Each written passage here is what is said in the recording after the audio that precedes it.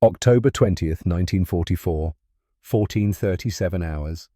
Hill 120, Peleliu Island.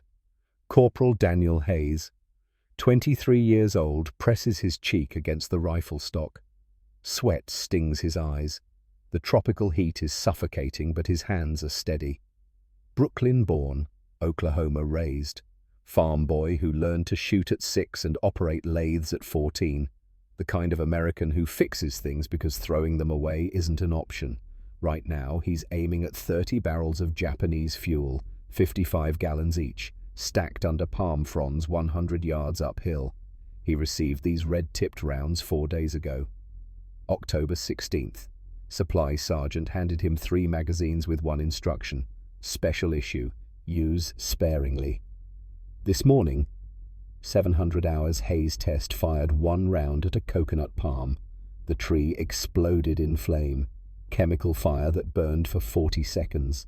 Fire that shouldn't come from a rifle bullet. Staff Sergeant Marcus Wade crouches beside him, scanning the ridge through binoculars. Wade is 29, Texas drawl, 3 years of Pacific combat etched into the lines around his eyes. Wade lowers the binoculars. Hayes can destroy this cache, or they can wait for artillery that might not come for hours.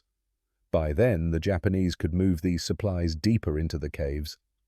Wade's voice cuts through the heat. You sure about this? Hayes doesn't take his eye from the site. They burned a tree down this morning, Sarge. Should work on fuel. Should Hayes fires. The sound is a sharp crack, higher pitched than standard ammunition. The recoil snaps against his shoulder faster than he expects. For half a second, nothing happens. Then the world catches fire. The fuel drum erupts. Not an explosion, an eruption. Chemical flames burst from the impact point and spread across the drum's surface in less than 3 seconds. The metal superheats. The fuel inside ignites. The flame jumps to the next drum, then the next. Hayes watches through his sights as 30 drums become 30 torches. The fire spreads faster than any natural flame. Faster than white phosphorus, faster than napalm. Secondary explosions begin. Ammunition crates stacked beside the fuel. Mortar rounds cooking off in the heat. Small arms ammunition detonating in chains. Pop, pop, pop, pop, like string of firecrackers. But each pop is a bullet flying random into the hillside. The shockwave hits Hayes and Wade at 100 yards, a wall of superheated air that knocks them backward. Hayes's ears ring. His lungs burn from the heat flash. The fireball climbs 60 feet into the air.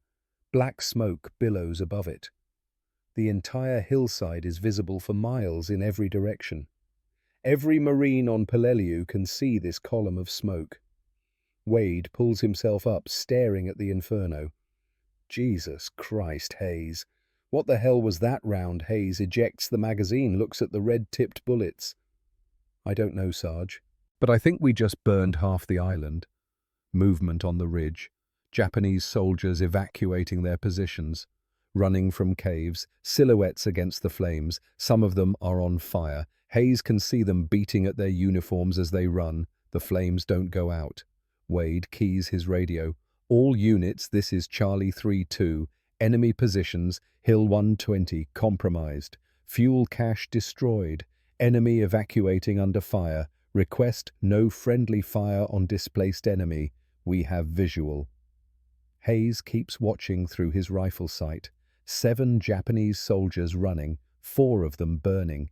He can't hear their screams over the roar of the fuel fire, but he can see their movements.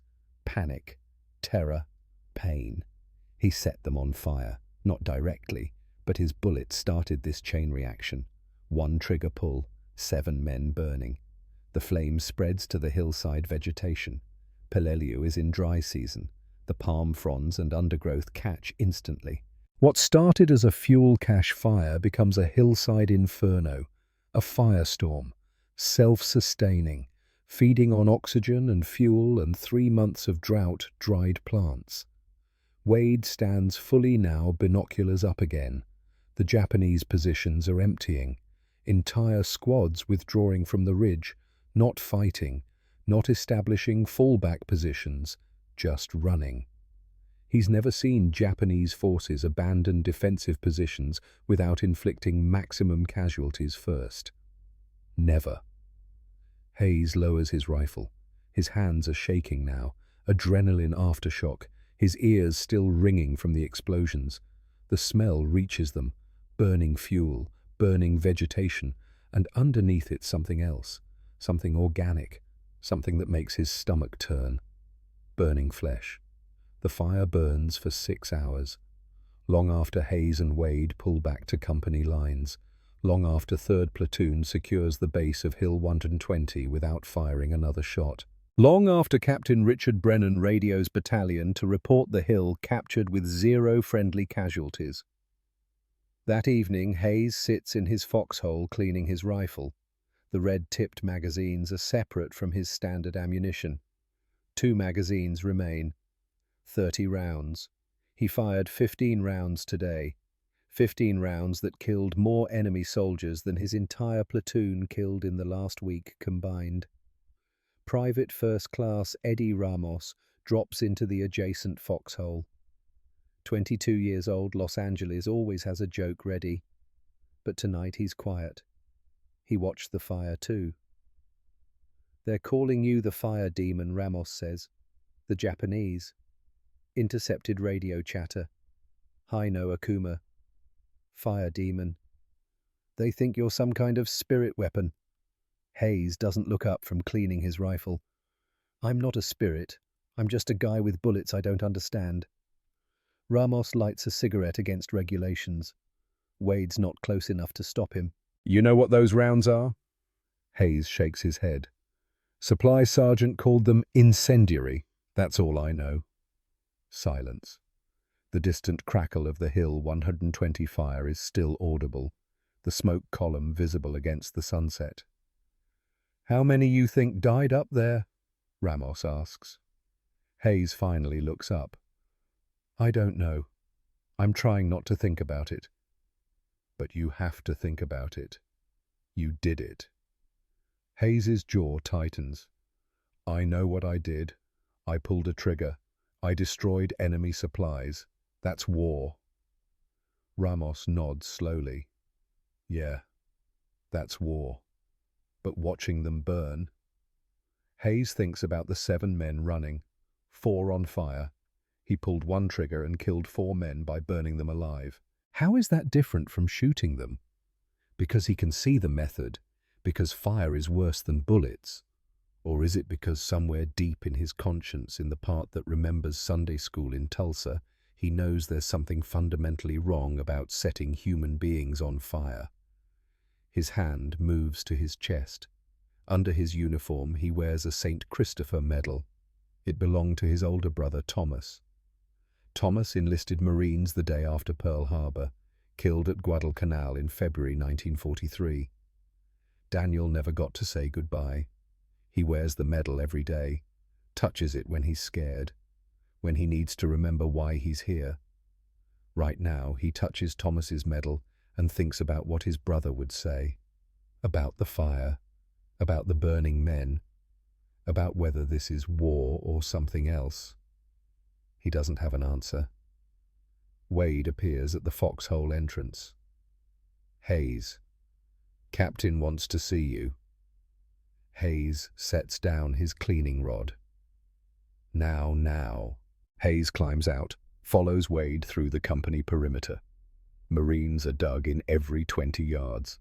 Fortified positions, machine gun emplacements, artillery observers with radios, the organized chaos of a combat zone after sunset. Captain Brennan's command post is a reinforced foxhole covered with logs and sandbags. Brennan is 35 West Point veteran of North Africa before transferring to the Pacific. He looks exhausted. Everyone looks exhausted. Brennan looks up from a map table as Hayes enters. "Corporal Hayes, hell of a shot today. Thank you, sir." Brennan studies him for a moment. "You know what you accomplished. Destroyed enemy supplies, sir. You did more than that. You changed the tactical situation on this entire ridge. The Japanese evacuated 6 defensive positions, positions that would have cost us 50, 60 men to take by assault. You took them with 1 bullet. Hayes doesn't know what to say to that. Brennan continues. Battalion wants to know what ammunition you were using. They're calling it M27 incendiary. You're the first Marine to demonstrate its full capability against material targets. Material targets. That's what they're calling it. Not the 4 men who burned. Sir, I have 30 rounds left. When do we get resupply? Brennan shakes his head. That's the problem. M27 is in limited supply. Production can't keep up with demand. You're getting 45 rounds per month. Standard allocation is 135. You're getting 1/4 standard load. Because these are more effective. Because these are more expensive. More complicated to manufacture. And because... Brennan hesitates. Because what, sir? Because there are concerns. Medical, psychological. The ammunition is effective, but there are costs we're still evaluating. Hayes thinks about the Corpsman report he overheard yesterday. Marines requesting transfers away from units using M27. Nightmares. Moral distress. Chaplains without guidance to offer. Sir, permission to speak freely. Granted. Those rounds work. They stop the enemy immediately. But watching men burn... Brennan nods slowly. I know. I watched it too. But here's what you need to understand, Hayes. The alternative is sending Marines up that hill in a frontal assault. The alternative is 50 body bags instead of 0. The alternative is your name on a casualty report instead of a commendation. Hayes knows Brennan is right. Tactically, strategically, mathematically right. But right and righteous aren't always the same thing. Brennan pulls out a folder. Classified documents. He shouldn't be showing Hayes, but he does anyway. Inside are technical drawings, chemical formulas, production specifications. Before we talk about distribution, I need to tell you about where these rounds came from, about the man who designed them. Hayes looks at the documents. His name is Robert Kellerman, engineer at Frankfurt Arsenal in Pennsylvania. He created M27 in July. By August, it was in production. By October, it was in your hands. Fastest weapons development in Army history. Why are you telling me this, sir? Because you need to understand the weapon you're using isn't just ammunition. It's a decision, a moral decision. Kellerman designed it to save American lives. It does that. But it also creates the burden you're feeling right now. Hayes stares at the technical drawings. Somewhere in Pennsylvania, an engineer drew these diagrams, calculated burn temperatures, measured wound cavities, designed a bullet that sets flesh on fire. Did he think about the men who would use it? Did he think about what they would see, what they would carry home? Sir, I'll keep using M27 as ordered. But I need to know. Is this ammunition going to more units? Every combat unit in the Pacific is getting allocations by end of November. What you're carrying now, everyone will be carrying. Hayes absorbs this. Hundreds of Marines, all of them about to experience what he experienced today, all of them about to carry what he's carrying now. Dismissed, Corporal. Get some sleep. Tomorrow we push to Hill 100. You're on point. Hayes salutes, turns to leave. Hayes. Sir, the men you killed today, they would have killed you if they'd had the chance. Remember that. Hayes nods. Yes, sir. But as he walks back to his foxhole, he thinks about Brennan's words. They would have killed you if they'd had the chance. True. Absolutely true. But does that make burning them alive right? Or does it just make it necessary? And if something is necessary but not right, what does that make the man who does it? Hayes doesn't sleep that night. Every time he closes his eyes, he sees the 7 silhouettes, 4 of them burning, running, trying to escape fire that won't go out. He opens his eyes and stares at the stars. the same stars that shine over Brooklyn, over Oklahoma, over his mother's house where she waits for him to come home. He made her a promise. He'd survive. He'd come home. He wouldn't end up like Thomas. The M27 ammunition helps him keep that promise. It stops the enemy immediately. It saves American lives. It brings him one day closer to home. But the cost is watching men burn. The cost is knowing he set them on fire. The cost is carrying that knowledge for whatever life comes after this war. If there is a life after this war. The night drags on. Hayes eventually sleeps for 2 hours, dreams of fire, wakes up sweating despite the cool pre-dawn air. 0600 hours, reveille, Marines stirring, breakfast, cold rations, coffee that tastes like dirt. 700 hours, weapons check. Hayes loads his magazines, 2 red-tipped, 10 standard. The red tips go in his left ammo pouch, easy to identify by touch. 800 hours. Formation. Captain Brennan briefs the mission.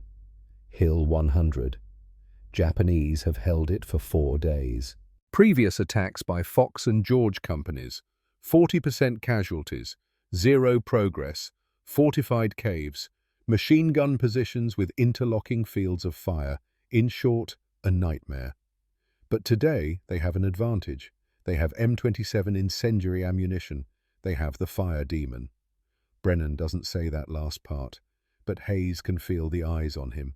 The other Marines know. Word spreads fast in combat units. Hayes destroyed Hill 120 with 1 bullet. Now they expect miracles. He's not a miracle worker. He's just a guy with red-tipped bullets he doesn't fully understand. 3rd Platoon, your lead element. Hayes, you're on point. Wade, keep him alive. Wade nods. Yes, sir. Jump off is 00900 hours. Artillery prep fires at 0845. You'll have 15 minutes of bombardment, then you move. Questions. No one speaks. Good hunting. Hayes checks his weapon one more time. Thinks about his mother, about Thomas, about the promise he made. He's going to keep that promise. He's going to survive. He's going to go home, even if he has to burn the entire Japanese army to do it. Even if that means he's not the same person who left Brooklyn in 1943. 0845 hours. Artillery opens fire. The sound is a continuous roar, shells screaming overhead, explosions on Hill 100, smoke and fire and chaos. 900 hours.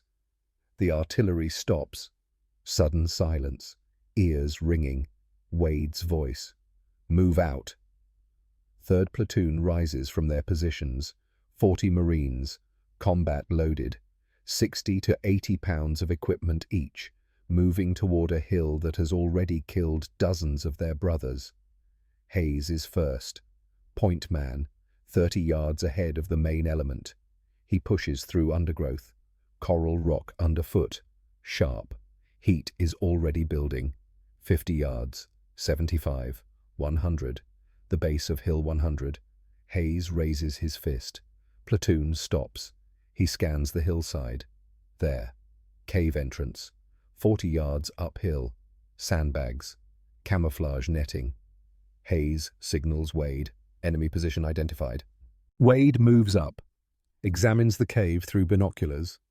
Machine gun nest. Probably 2-man crew. Hayes pulls out the red-tipped magazine. Loads it. Chambers around. Wade watches.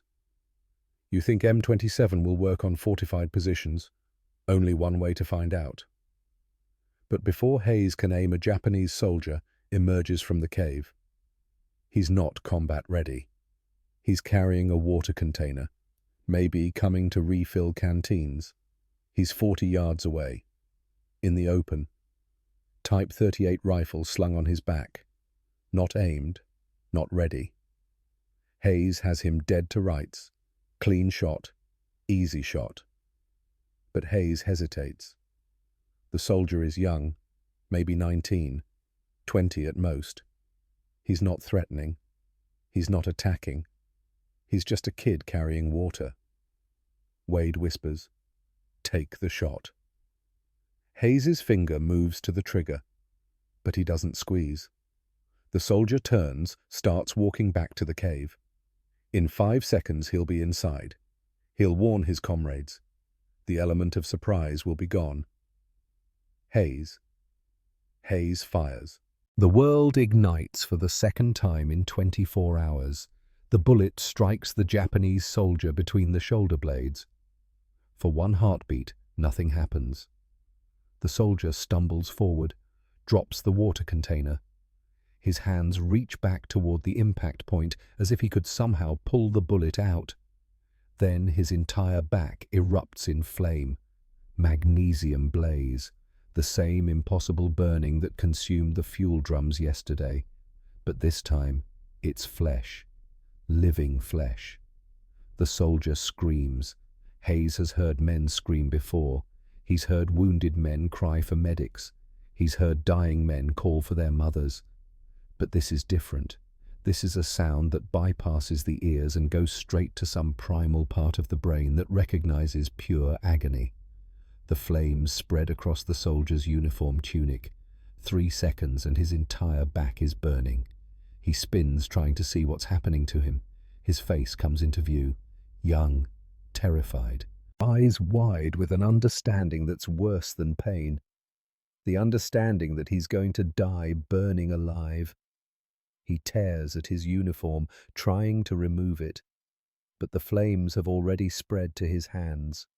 His fingers catch fire. He's screaming words Hayes doesn't understand. Japanese, maybe calling for help, maybe praying. He falls to his knees, still burning. The flames eat through the uniform and reach skin. The smell hits Hayes. Sweet, organic, nauseating. The smell of burning flesh.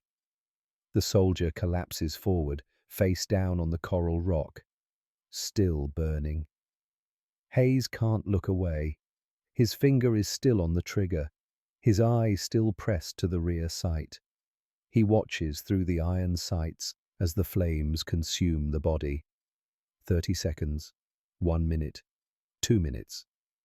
The screaming stops after 90 seconds, but the burning continues. Wade's hand grips Hayes's shoulder. He doesn't speak. He doesn't need to. Hayes knows. 2 more Japanese soldiers are emerging from the cave entrance. Hayes fires twice. Both soldiers ignite. Both fall. Both burn. One tries to run back into the cave. He makes it 3 steps before collapsing. The flames follow him inside. Smoke pours from the cave entrance. The other soldier tries to remove his uniform, gets the tunic halfway off before the flames spread to his bare chest. He falls sideways, rolls down the hillside 10 feet, still burning. Comes to rest against a rock. The flames don't stop. 3 men, all burning. The smell is overwhelming now. Hayes's stomach clenches. He tastes bile. Wade keys his radio. All elements enemy position neutralized. Cave entrance at grid 273459. Advance with caution. 3rd platoon moves forward. 40 Marines passing the 3 burning bodies. Some avert their eyes, some stare. No one speaks. Private Eddie Ramos moves alongside Hayes. His face is pale. "Danny, what the hell is that ammunition?" Hayes doesn't answer.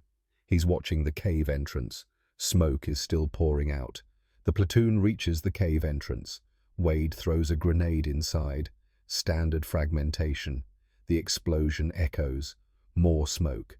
Wade waits 30 seconds, then moves inside with 2 Marines. Flashlights cutting through the darkness. Hayes stays outside, covering the approach. His hands are shaking now. Adrenaline aftershock. Or something else. Something that feels like his body rejecting what his mind forced it to do. He looks at the first soldier, the one carrying water. The body is still smoldering, The flames have mostly burned out, but the heat remains. The uniform is gone.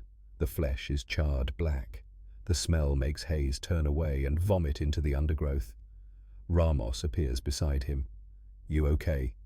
Hayes wipes his mouth. "No, none of us are." Wade emerges from the cave. Position clear. No additional enemy. But there's a tunnel. Goes deeper. "We're not following it," Good Hayes says. "Let's keep moving." The platoon advances up Hill 100. Hayes on point again. Every 30 yards he expects gunfire. Every shadow could be an enemy soldier. But they encounter no resistance. The Japanese have withdrawn, abandoned their prepared positions without firing a shot. By 1100 hours, 3rd Platoon reaches the summit of Hill 100. 4 days of fighting, dozens of American casualties in previous attacks. Today, 0. Captain Brennan arrives with the company command element. He surveys the position, the abandoned machine gun nests, the supply caches left behind. He finds Hayes. "Hell of a job, Corporal. Thank you, sir." Brennan looks at the red-tipped magazine in Hayes's weapon. "How many rounds did you use, 3, sir?" 3 rounds, 3 dead enemy, and an entire defensive position abandoned. Brennan shakes his head. "Battalion is going to want a detailed report." "Yes, sir." But Brennan sees something in Hayes's face, something that makes him pause. "You good, Hayes?" Hayes doesn't know how to answer that. He's physically fine, not wounded, not injured, but something inside him feels broken, something that wasn't broken yesterday. "I'm fine, sir." Brennan doesn't look convinced, but he doesn't push. "Get some rest. We're holding this position overnight." That evening, Hayes sits on the summit of Hill 100, watching the sun set over the Pacific. The ocean is beautiful, golden light on dark water. If he didn't know better, he'd think this was paradise, but he knows better. This is Peleliu. This is hell painted pretty. Ramos joins him, brings 2 canteens of water. They drink in silence for a while. Finally, Ramos speaks. "They're calling you Haino Akuma, fire demon. Intercepted more radio chatter today. The Japanese are terrified of you." Hayes doesn't feel like a demon. He feels like a farm boy from Oklahoma who was given a weapon he doesn't understand and told to use it. "How do you do it?" Ramos asks. "Do what watch them burn. I was 50 yards away and I almost puked. You were 40 yards away looking right at them." Hayes takes another drink. "I don't know. I just do it because I have to." "But how do you live with it?" Hayes turns to look at Ramos directly. "I don't know if I can. I don't know what's going to be left of me when this is over." Ramos nods slowly. "Yeah, I think about that too. Who we're going to be when we go home. If we even can go home. If home will recognize us." 5,000 miles away across the Pacific Ocean in Frankfurt Arsenal, Pennsylvania. Robert Kellerman sits in his office reading reports. The reports are classified, eyes only. They detail the combat effectiveness of M27 incendiary ammunition. The reports are excellent. Everything Kellerman hoped for. Better even. The ammunition stops enemy soldiers immediately. 94% incapacitation rate on first hit. Compare that to 31% for standard ammunition. The difference is staggering. The ammunition saves American lives. Every engagement using M27 shows lower friendly casualties. Significantly lower. The numbers don't lie. Kellerman should be proud. He's 38 years old. Engineer. Pittsburgh native. Married to Sarah. 2 daughters, Emma and Clara. He designed this. He solved the problem everyone said was impossible. But then he reaches page 6 of the report. Medical observations. Navy Corpsman testimony. Treatment of American personnel exposed to M27 casualties. The words blur together at first. Then they come into focus with horrible clarity. psychological distress, nightmares, refusal to continue using M27 ammunition, requests for transfer, moral injury, acute stress reactions.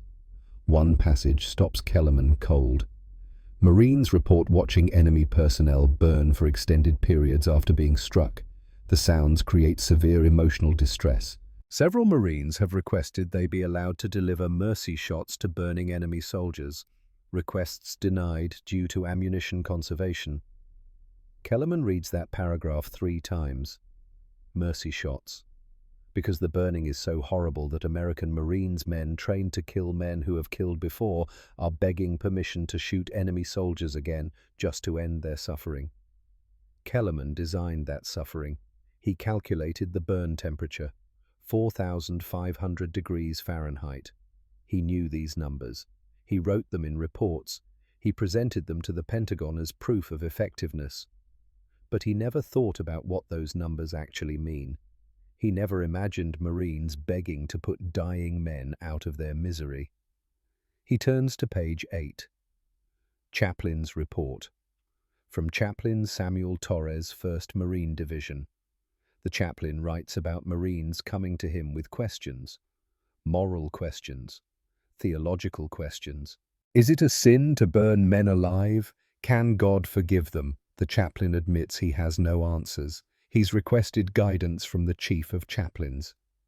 Meanwhile, these men carry their burden alone.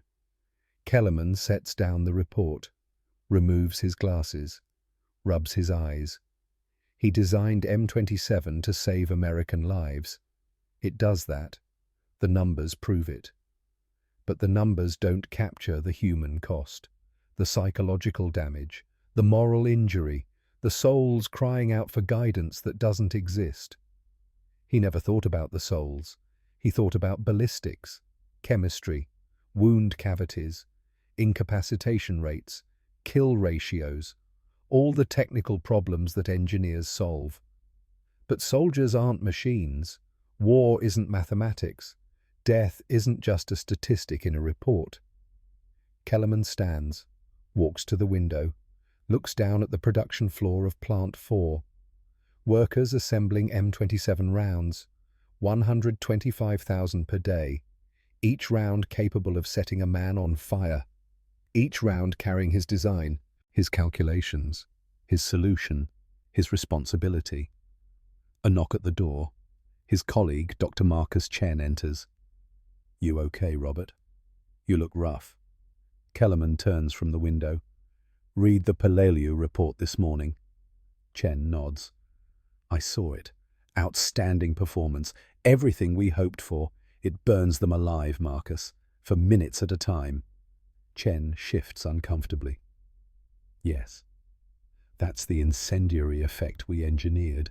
We're traumatizing the Marines who use it. They're having nightmares, requesting transfers, asking chaplains if they've committed sins." Chen sits down. "What did you expect, Robert? We designed ammunition that sets people on fire. Of course it's traumatic. War is traumatic. But this is different. The chaplain says Marines are begging for permission to shoot burning men just to end their suffering." Chen doesn't respond immediately. "Then they're enemy soldiers. The Marines should feel good about stopping them." Should they? Should they feel good about watching human beings burn alive, screaming? Chen's voice hardens. "Those human beings would kill our boys without hesitation. Every Japanese soldier killed means an American soldier who goes home alive. Your ammunition does that better than anything else we have. You should be proud." Kellerman sits back down. "I thought I would be. I thought saving American lives would be enough. But now I'm not sure. Not sure of what that effectiveness and morality are the same thing. That just because we can do something means we should." Chen stands. "You're overthinking this. We're engineers. We solve problems. The moral questions are above our pay grade.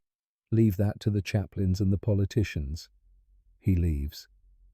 Kellerman sits alone in his office staring at the report. He thinks about the Marine who wrote one of the testimonies. Corporal Daniel Hayes, Brooklyn, 23 years old. Does Hayes know Kellerman's name? Does he know who created the rounds he's using? Does he blame Kellerman for the nightmares he's surely having? Or does Hayes understand that Kellerman was just trying to help? Kellerman doesn't know. He'll probably never know. Hayes is 5,000 miles away fighting a war. Kellerman is in Pennsylvania designing weapons. They'll never meet, never speak, never share the burden they both carry. But they're connected. Engineer and user, designer and operator, creator and executioner, both responsible, both guilty, both trying to survive with the knowledge of what they've done. Kellerman pulls out a sheet of paper, begins writing a letter. He's not sure who it's for. Maybe the chaplain, maybe Hayes, maybe himself. I designed M27 incendiary ammunition to save American lives. It does that, but it also creates suffering I did not adequately consider. He stops writing, crumples the paper. There are no words, no apology sufficient, no explanation that changes what he's created. And somewhere on Palladiu, a 23-year-old Marine from Brooklyn is watching men burn because Kellerman gave him the tool to do it. Both of them will carry this for the rest of their lives. The days blur together after that. October becomes November. November becomes December. Hayes keeps using M27. His kill count rises. 50, 75, 100. November the 1st, 1944. Morning. Hayes is called to battalion headquarters. Captain Brennan is waiting with a lieutenant colonel. Hayes doesn't recognize. The colonel is Army, not Marines. His uniform is clean. No combat badges. Rear echelon. Corporal Hayes, the colonel says. I'm Lieutenant Colonel Morrison, Army Ordnance Department. I'm here to gather data on M27 combat effectiveness. Hayes stands at attention. Yes, sir. You've fired more M27 rounds than any other operator in theater. 63 rounds, 59 confirmed kills. Hayes didn't know someone was tracking so precisely. Yes, sir. That sounds right. The colonel pulls out a notepad, begins asking questions, technical questions, range, accuracy, feeding reliability. Hayes answers mechanically, professionally. Then the colonel asks about effectiveness, specifically incapacitation rate. Every hit stopped the enemy immediately, sir. 94% immediate incapacitation. Excellent.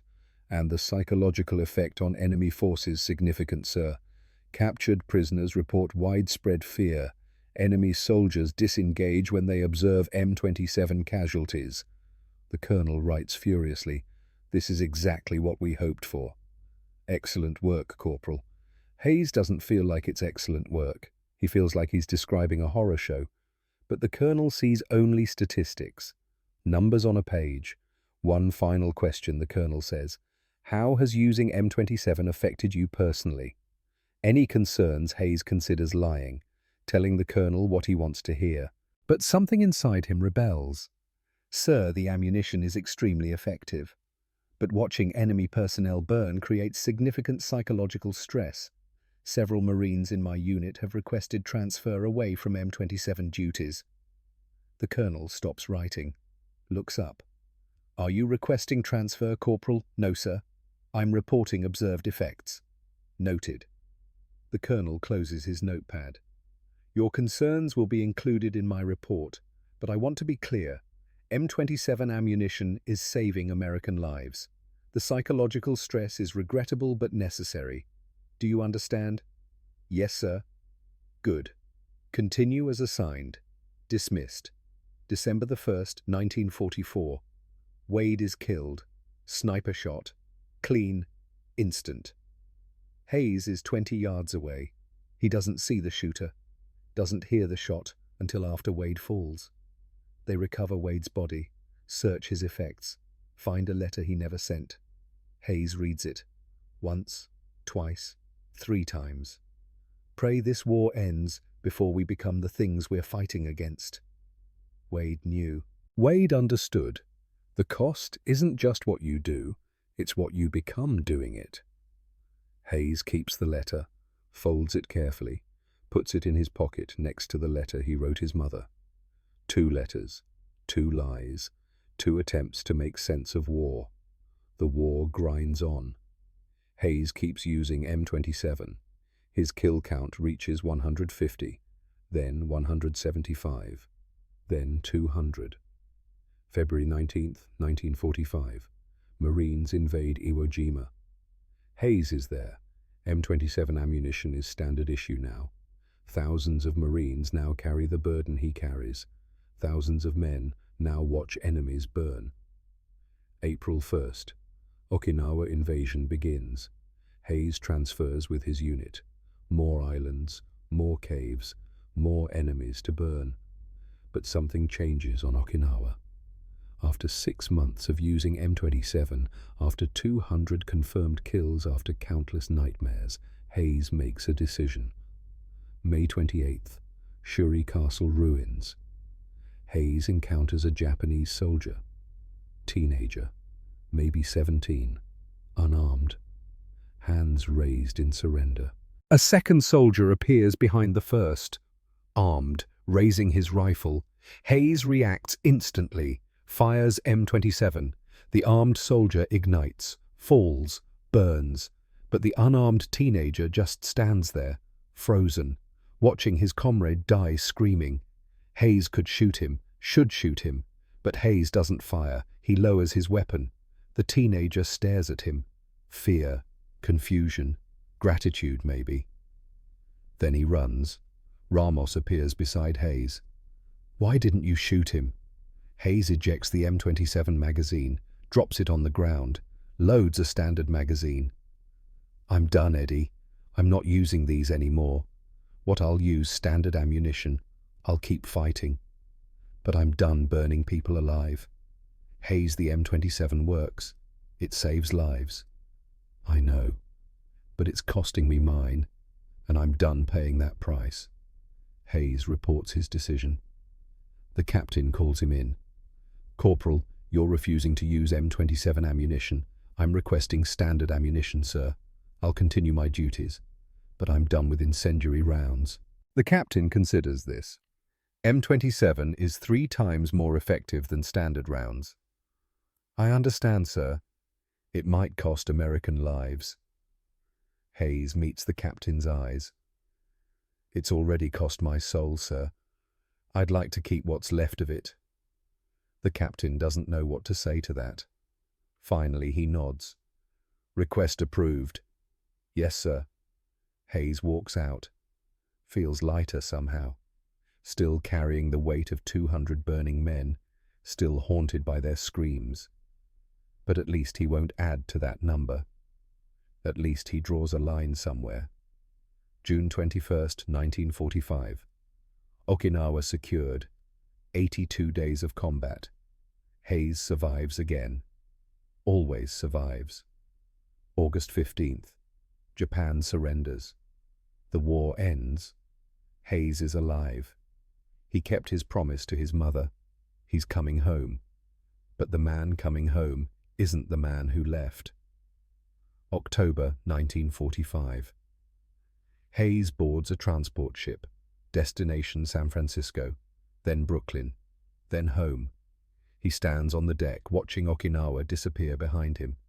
6 islands, 2 years of combat. 200 men burned by his hand. And for what victory? America won. Japan lost. The war is over. But Hayes doesn't feel victorious. He feels empty, hollowed out, like something vital was burned away along with all those enemy soldiers.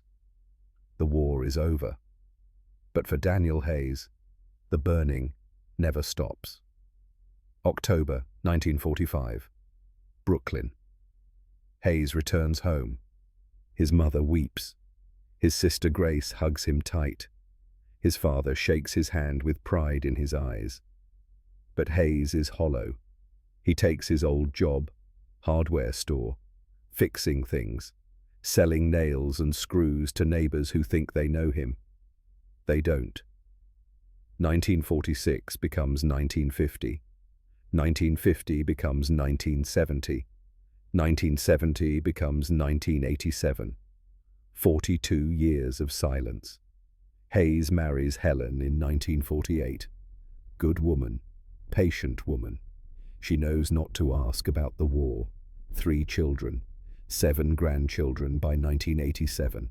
Normal life, quiet life. But every night before sleep, Hayes sees them.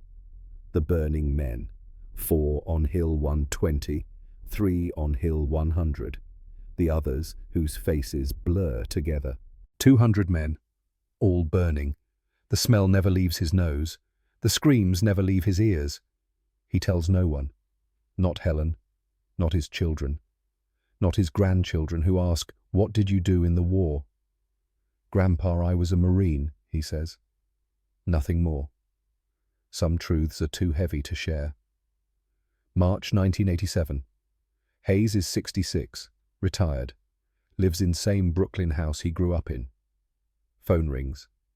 Hayes answers. Mr. Hayes.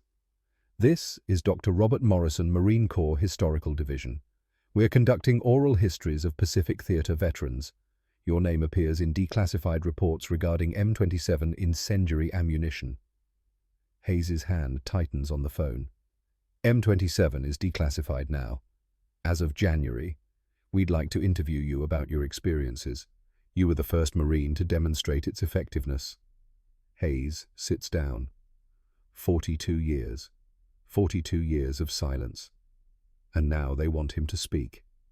Helen appears in the doorway, sees his face, concerned. Hayes covers the phone. They want to talk about the war, about the fire. Helen has been married to him for 39 years. She knows the nightmares, the way he wakes up sweating, the way he sometimes stares at nothing. Maybe it's time, Danny. Maybe talking will help. Hayes doesn't think anything will help, but he agrees. June 1987, Marine Corps Historical Division Office, Manhattan. Dr. Morrison is young, 40 maybe. Never saw combat. Professional, respectful. Mr. Hayes, thank you for agreeing to this interview. When were you first issued M27 ammunition? October 16, 1944. Peleliu. And your first use? Hayes closes his eyes, opens them. October 20th. Hill 120.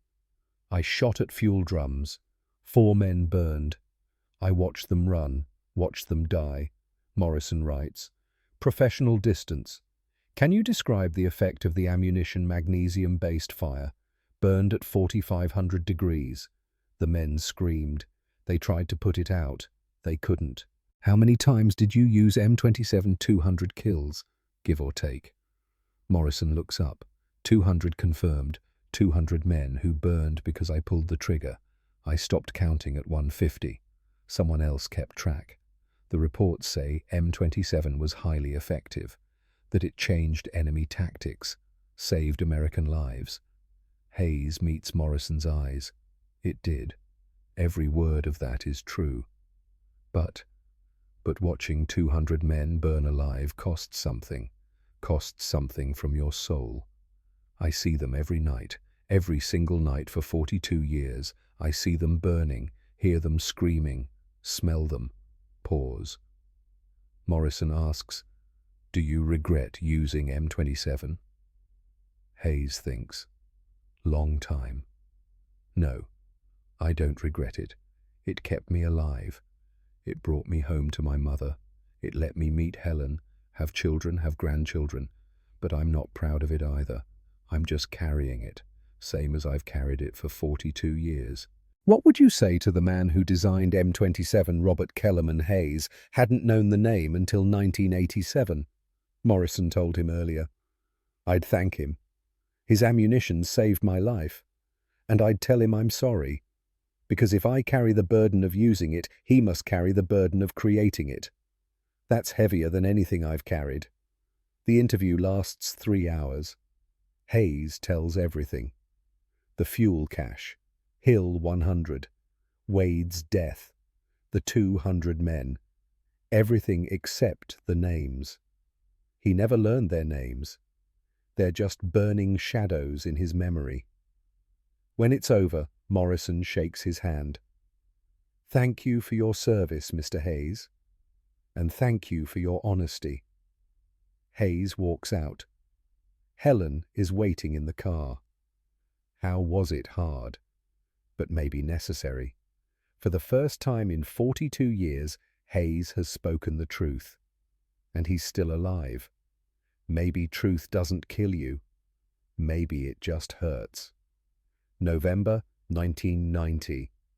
Honolulu, Hawaii.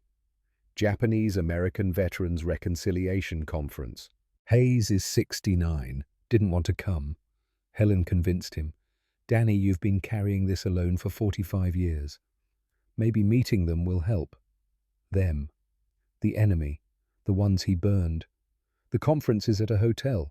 200 veterans, half American, half Japanese. All old men now, all survivors. Panel discussion.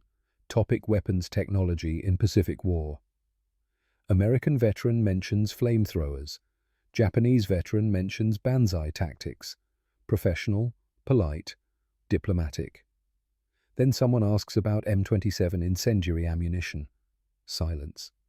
Everyone knows about M27 now. Declassified, documented, controversial. American moderator looks uncomfortable. M27 was effective but controversial. It saved American lives but caused significant suffering. I don't think we need to. A Japanese veteran stands. Elderly, 74 maybe, thin, dignified. I would like to speak about this ammunition. Moderator hesitates. Sir, this might be. I was there. I saw it. I need to speak. The room quiets. My name is Hiroshi Nakamura. I was private in Japanese Army. I was on Palailiu. Hill 100. October 1944. Hayes's heart stops. Hill 100. October 23rd. Where he killed 3 men with M27. Nakamura continues.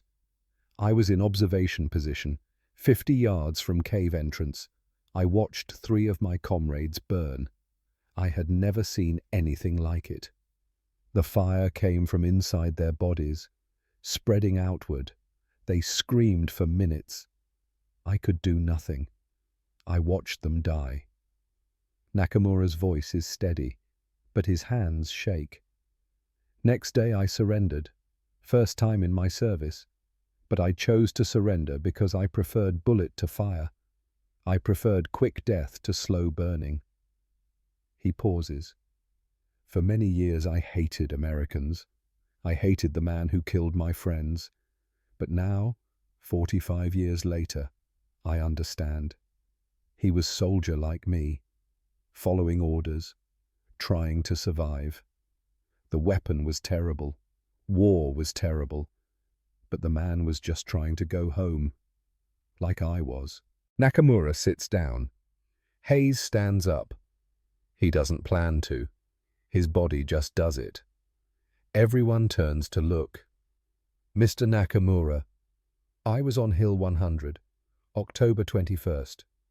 I killed 3 Japanese soldiers with M27 ammunition. Nakamura looks at him. Old eyes meeting old eyes. Hayes continues. I don't know if I killed your friends. There were many caves, many positions. But I killed 3 men that day, and I've seen them burning every night for 45 years. His voice breaks. First time crying about the war in public. I'm not asking for forgiveness. I don't deserve it. But I want you to know I carry those deaths. All of them. 200 men. I carry them every day. Silence in the room. 200 old men. All veterans. All understanding what carrying means. Nakamura stands, walks across the room, extends his hand. Hayes looks at the hand. Enemy hand, survivor hand, human hand. He takes it. They shake. Nakamura's voice is quiet. You did not choose the weapon. You chose to survive. I did the same. We are both victims of what war makes us do. Hayes breaks down. 45 years of holding it in, 45 years of carrying alone. And finally someone understands. Not forgiveness. Understanding. That's enough. After the conference, Hayes and Nakamura sit in hotel lobby, drinking coffee. Two old men, two survivors. Do you have family? Nakamura asks. Wife, 3 children, 7 grandchildren. I have 2 sons, 4 grandchildren. I taught mathematics after the war. Retired now. Mathematics. That's good. Better than killing, yes. They exchange addresses, promise to write. And unlike Hayes and Ramos, they do. Annual letters for 8 years, until Nakamura's death in 1998. Lung cancer, 78 years old. Hayes receives the letter from Nakamura's son, reads it 3 times. Then he writes his last letter to Nakamura, even though he's dead, even though he'll never read it. Hiroshi, thank you for understanding. Thank you for forgiving what I couldn't forgive myself. You gave me something I'd been searching for since 1944. Peace. Not complete peace, but enough to keep living. Thank you, my friend. He mails the letter anyway, to Nakamura's son. So someone knows. November 1984. Robert Kellerman dies. Pneumonia, age 78. Pittsburgh. He never spoke publicly about M27, never gave interviews, never wrote memoirs. On his deathbed, his son-in-law David visits. David is engineer too, 30, works in aerospace. Mr. Kellerman, your work at Frankfurt Arsenal. Emma said you never talked about it. Kellerman struggles to breathe. Oxygen mask, weak. Some work shouldn't be remembered. But you contributed to victory. You should be proud. Kellerman removes the mask for a moment. Pride is complicated. I saved lives. I caused suffering. Both true. Make things that heal, David, not things that harm. That's the lesson. He dies 6 hours later. His classified file, declassified 1998, contains the 1946 transfer request letter. Hayes reads about Kellerman's death in 1998. Newspaper retrospective. The obituary mentions the transfer request. The guilt. The burden. Hayes cries. Age 77. Crying for a man he never met, but a man who carried the same weight. September 2004. Daniel Hayes dies. Heart failure. Age 83. Found in his possessions. St. Christopher Medal, Thomas's 47 letters from Hiroshi Nakamura Journal, 60 years of entries. Final entry, September 1st, 2004. I'm 83, lived good life, wife, children, grandchildren, great-grandchildren. I ran hardware store for 40 years. I fixed things, I helped people. But every night before sleep I see them. 200 burning men. I've made peace with what I did, haven't forgotten. You shouldn't forget either. Remember the cost. Remember what war makes people do. Remember we're all human. The ones who burn and the ones who pull the trigger. Remember, his funeral has full military honors. Bronze Star, Purple Heart, Good Conduct Medal. The eulogy mentions his service, his sacrifice, his bravery. It doesn't mention M27. The family asked them not to. Some truths are too heavy for eulogies. 2024. Smithsonian National Museum of American History, Washington, D.C. Display case in World War II section. Inside single M27 cartridge. Red-tipped bullet. Brass casing. Label reads M27. Incendiary. Cartridge Cal 30. Carbine. Produced 1944 to 1945. Total manufactured 433,000 rounds. Combat use, Pacific Theater, classified, 1945 to 1988. Status, destroyed, 1989. Development prohibited, 1974. This ammunition represented both technological innovation and moral complexity. It saved an estimated 15,000 to 20,000 American lives while causing extreme suffering to enemy combatants. Its use and subsequent prohibition shaped modern military ethics and weapons policy. The men who designed, used and faced this weapon all carried its burden for the rest of their lives. Daniel Hayes, 1921 to 2004, Robert Kellerman, 1906 to 1984, Hiroshi Nakamura, 1916 to 1998, Marcus Wade, 1915 to 1944. They carried this burden, so we don't have to. The least we can do is remember. Visitors pass by, some read, others glance. Children ask parents what incendiary means. Parents struggle to explain. The cartridge sits in its case, inert, harmless, historic, but once it set men on fire, and the men who used it never forgot. 187 million rounds, 187 million decisions to prioritize American lives over enemy suffering, 1,340 enemy soldiers killed by fire, 15,000 to 20,000 American soldiers saved, countless men on both sides traumatized, 3 men, Hayes, Kellerman, Nakamura, who found understanding in the end. One weapon that worked so well, it was banned forever. One lesson: some innovations should stay buried. This was one of them. The war ended in 1945, but the burning never stopped. Not for Hayes, not for Kellerman, not for Nakamura. They carried fire for the rest of their lives, all of them trying to answer the same question. Was it worth it? Hayes said yes and no, both true. Kellerman said, I don't know, but I'm sorry. Nakamura said, I forgive you, and I understand. 3 answers to an impossible question. 3 men connected by fire. 3 lives shaped by one weapon. The devil's rounds. Effective, terrible, necessary, haunting.